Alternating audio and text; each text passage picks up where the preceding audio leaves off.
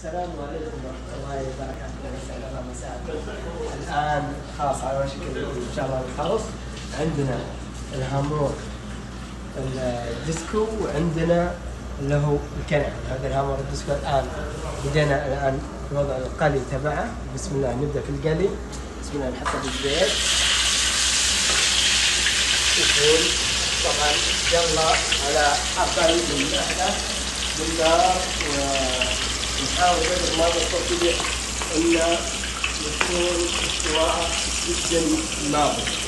طبعا لا تاخذوني جلسة أرضية عشان نمسك المكان كيف يصير والإمكانيات على قد حالي، يعني لحد يعني يشرح علينا.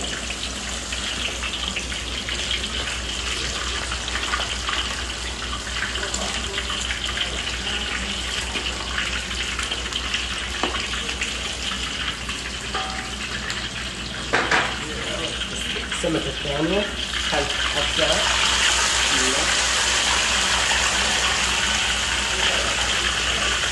المفروض ان نشرحها من النص، بس اخشى لو شرحناها من النص تروح تتفتفت لانها متبلة من البارح وسبعانة كبير طبعا.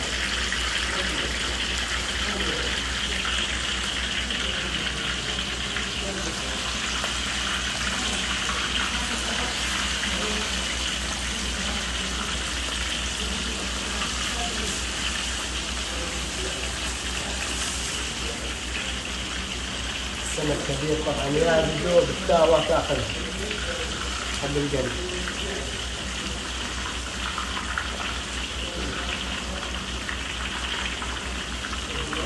طبعا